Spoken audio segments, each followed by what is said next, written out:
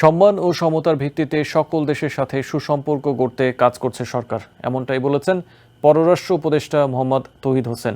শনিবার নরসিংদীর বেলাব উপজেলায় এক মতবিনিময় সভায় এসব কথা বলেন তিনি।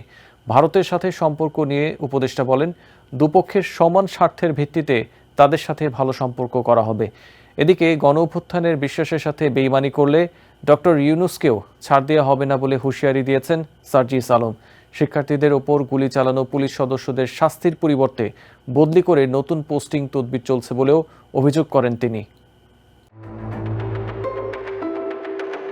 শনিবার দুপুরে নরসিংদীর বেলাব উপজেলা সম্মেলন কক্ষে উপজেলা পর্যায়ের সকল কর্মকর্তা ও সুধীজনদের মতবিনিময় সভায় পররাষ্ট্র উপদেষ্টা মোহাম্মদ তৌহিদ হোসেন বলেন, সম্মান ও সমতার ভিত্তিতে সকল দেশের সাথে সুসম্পর্ক গড়তে কাজ করছে সরকার।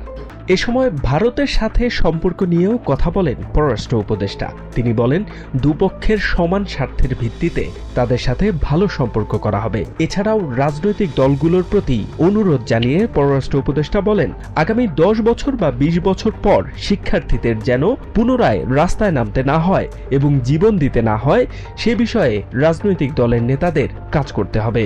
এদিকে শনিবার রাজশাহীতে এক অনুষ্ঠানে জুলাই স্মৃতি ফাউন্ডেশনের সাধারণ সম্পাদক সার্জিস আলম হুঁশিয়ারি দিয়ে বলেন, গণঅভ্যুত্থানের বিশ্বাসের সাথে বেইমানি করলে ডক্টর ইউনূসকেও ছাড় দেওয়া হবে না।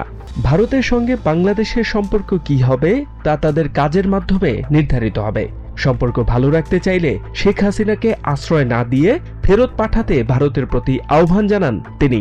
এছাড়াও শিক্ষার্থীদের উপর গুলি চালানো পুলিশ সদস্যদের শাস্তির পরিবর্তে বদলি করে নতুন পোস্টিং তদবির চলছে বলেও অভিযোগ করেন Sarjis Alam. HM. Ataullah, TVN 24 news desk.